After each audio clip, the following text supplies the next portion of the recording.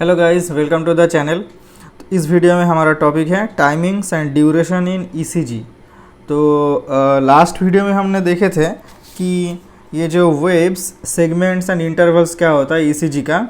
अभी ये तो देख लिए कि ये सब वेव है, ये हमारा जो आइसोइलेक्ट्रिक लाइन है इसे सेगमेंट बोला जाता है, और वेव्स प्लस सेगमेंट को एक साथ में कुछ कुछ पार्टिकुलर ड्यूरेशन को कुछ कुछ क्षेत्र में हम उसे इंटरवल भी बोलते हैं, जैसे पी आर इंटरवल हो गया और क्यू टी इंटरवल हो गया।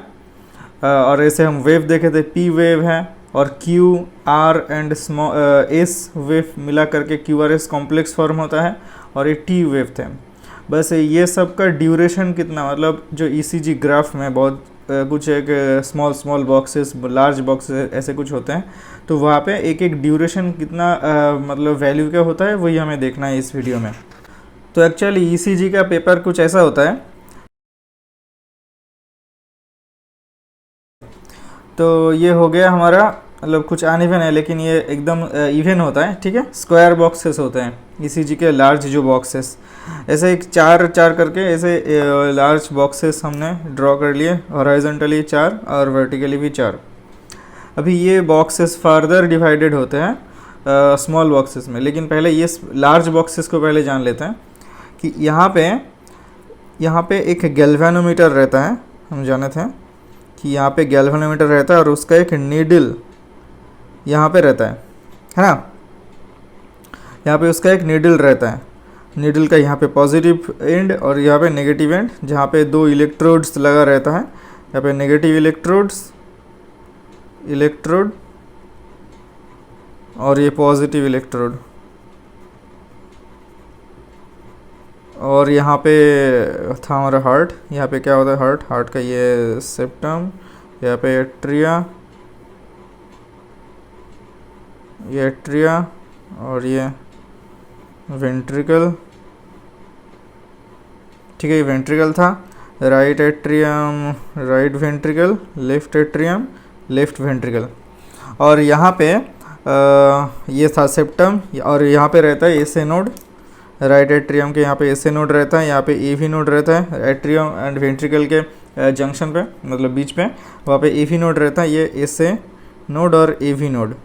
और ये भी देखे थे कि यहाँ पे एसे नोड से इम्पल्स जनरेट होता है, और वो धीरे धीरे, मतलब वही से स्टार्ट होता है कार्डियक एक्टिविटी एसे नोड से, और उसके बाद पूरा हार्ट पे वो स्प्रेड कर जाता है। और इसकी वजह से, वही इलेक्ट्रिकल एक्टिविटी के वजह से, ये जो गैल्वेनोमीटर के नीडल है इसका डिफ्लेक्शन होता है, कार्डियक जो वेक्टर फॉर्म होता है उसके अनुरूप होता है, मतलब उसके हिसाब से उसका डायरेक्शन, चार्ज, मतलब बहुत सारे प्रॉपर्टीज़, 4 प्रॉपर्टीज़ देखे थे, उसके हिसाब से ये नीडल का डिफ्लेक्शन होता है। और वो एक कर्व में, मतलब पेपर में अगर ड्रॉ किया जाए उसको, तो एक ऐसा एक ग्राफ निकलता है जिसे हम ईसीजी बोलते हैं। तो ये जो पेपर है ये इस साइड पे एक कांस्टेंट वेलोसिटी पे मतलब मूव करता है, और वो वेलोसिटी कितना है, वो वेलोसिटी है 300 ऐसे लार्ज बॉक्सेस पर मिनट। ओके, 300 ये जो लार्ज बॉक्सेस हैं, ऐसे यहाँ पे 4 ड्रॉ किए, तो ऐसे 300 लार्ज बॉक्स इस तरफ, इस डायरेक्शन पे 1 मिनट पे जाएगा। तो अगर ऐसे हिसाब किया जाए तो 1 मिनट पे, मतलब 1 मिनट पे कितना है, गस टू 60 सेकेंड। 60 सेकेंड में 300 बॉक्स जाता है ना, 300 बॉक्स मतलब लार्ज बॉक्स। तो ऐसे है, एक बॉक्स के लिए कितना होगा, तो एक बॉक्स के लिए कितना होगा, वो ड्यूरेशन 60/300 इक्वल्स टू 1/5। अगर इसको काट देता हूँ, हाँ 5th, तो 5th है यहाँ पे। तो 1/5 कितना है, सेकेंड्स है। 1/5 सेकेंड्स में एक बॉक्स मूव करता है। 1/5 सेकेंड मतलब 0.2 सेकेंड। तो ऐसे आता है इसका एक हॉरिजॉन्टली इसका ड्यूरेशन कितना है, 0.2 सेकेंड, यहाँ से इतना 0.2 सेकेंड्स। और इसे हम अगर मिली सेकेंड में एक्सप्रेस करें तो कितना, 200 मिली सेकेंड। तो ये 200 मिली सेकेंड याद नहीं रखना है आपको, ये 0.2 सेकेंड्स को याद रखना है, ठीक है।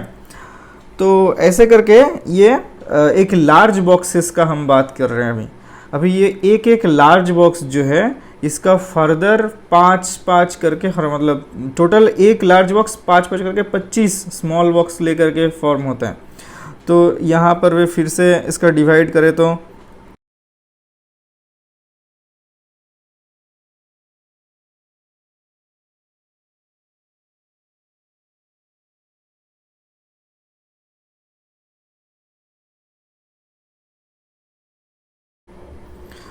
ये है हमारा लार्ज बॉक्स एक।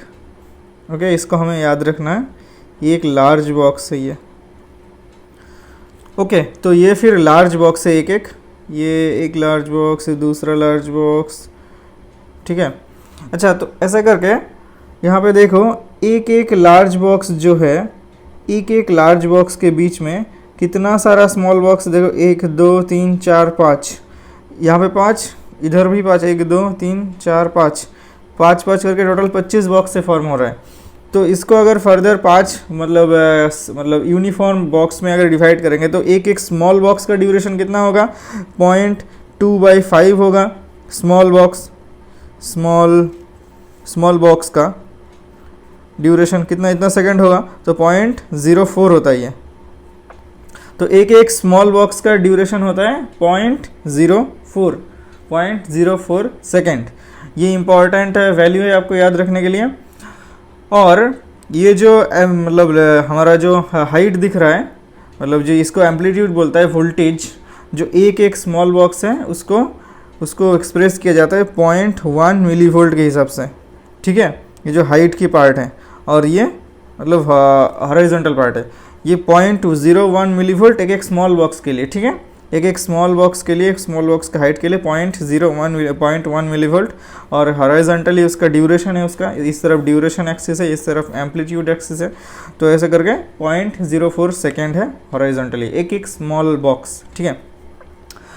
तो पहले हम देखे थे कि कौन सा वेव फॉर्म होता है। पहले हम देखे थे कि जब इंटरवल्स पढ़ रहे थे, पी वेव फॉर्म होता है ईसीजी ग्राफ में, पी वेव। तो पी वेव कितना बॉक्स लेता है, 2.5, ठीक है। 2.5 बॉक्स यहाँ पे ही ड्रॉ करते हैं, यहाँ पे मतलब यहाँ पे 1 2 2 2.5, तो इसका कितना होगा, तो ठीक ऐसे फॉर्म करेगा। ये है पी वेव, ठीक है। उसके बाद आता है क्या, देखो पी वेव। अच्छा, तो फिर यहाँ पे लिख लेता है, पी वेव फॉर्म होता है 2.5 स्मॉल बॉक्स, ठीक है। और 2.5 स्मॉल बॉक्स मतलब कितना टाइम होता है, 0.1 सेकेंड। एक स्मॉल बॉक्स का अगर 0.04 है, इसको 2.5 से मल्टीप्लाई करो तो 0.1 सेकेंड है। उसके बाद आता है क्या, पी वेव के बाद पी आर सेगमेंट, ये स्ट्रेट लाइन जो है ये भी 2.5 स्मॉल बॉक्स से होता है। यहाँ पे 2.5 स्मॉल बॉक्स अगर यहाँ पे हॉरिजॉन्टली ड्रॉ करें तो ये हो गया, मतलब ये था पी वेव और पी आर सेगमेंट, ये पी आर सेगमेंट यहाँ से यहाँ। उसके बाद क्या होगा, मतलब पी आर सेगमेंट ये भी 2.5 स्मॉल बॉक्स लिखे, ठीक है, स्मॉल बॉक्स, ये भी 0.1 सेकेंड। इसके बाद आता है कौन सा, क्यू आर एस कॉम्प्लेक्स। ये अच्छा, क्यू आर एस कॉम्प्लेक्स कितना बॉक्स होता है, ये भी 2.5 स्मॉल बॉक्स लेकर के होता है। तो यहाँ पे एक डॉट है, यहाँ पे 1 2, हाँ यहाँ तक ख़त्म होता है 2.5 स्मॉल बॉक्स। तो क्यू आर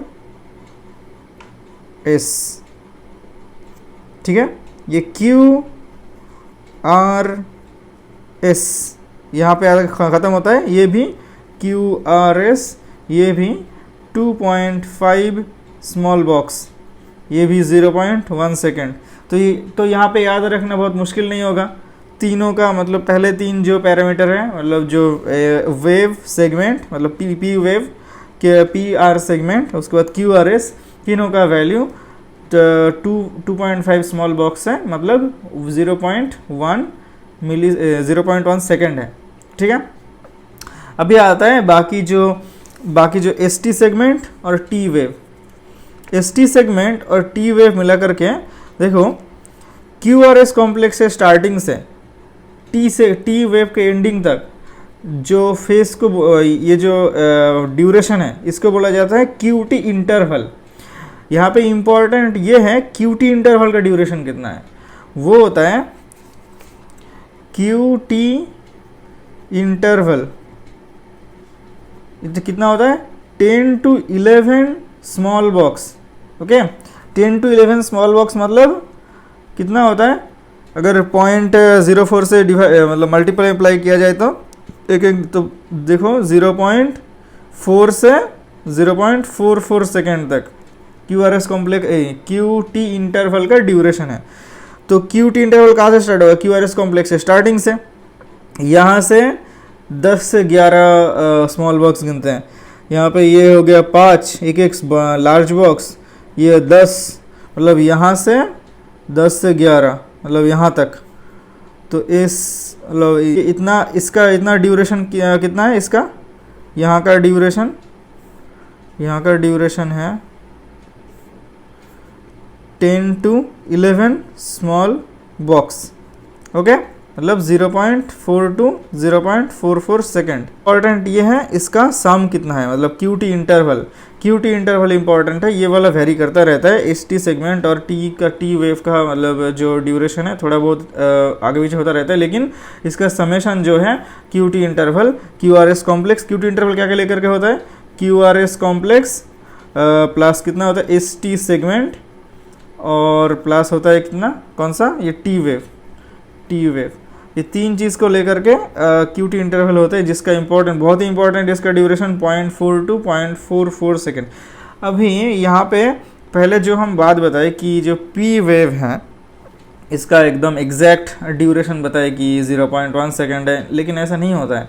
जब आपको क्वेश्चंस पूछा जाए कि पी वेव का ड्यूरेशन, PR सेगमेंट का ड्यूरेशन, QRS का ड्यूरेशन कितना है, तो ये हम बोले कि इसको याद रखने के लिए, मतलब जैसे आप आसानी से याद रख सकते हो तो ऐसे बोलना है। तो ये वैल्यू ऐसा याद रखना है, लेकिन बोलना ये नहीं है कि 2.5 बॉक्स होता है, आपको बोलना है 2.5 होता है। 2.5 किसका मीन होता है 2 to 3 स्मॉल बॉक्स, है ना, 2 to 3 स्मॉल बॉक्स ऐसा हम बोलते हैं, रेंज बोलना होता है 2 to 3 स्मॉल बॉक्स तीनों का ही, क्योंकि तीनों का ही 2.5 है, 2.5 स्मॉल बॉक्स होता है। तो इसलिए हम जब क्वेश्चंस हमको पूछा जाए तो जब हमको आंसर देंगे तब हमको बोलना है कि पी वेव का PR सेगमेंट और QRS का ड्यूरेशन होता है 2 to 3 स्मॉल बॉक्स एक का, ठीक है, 2.5 बॉक्स नहीं बोलना। 2 to 3 स्मॉल बॉक्स मतलब कितना होता है 0.08 to 0.12 सेकेंड, है ना।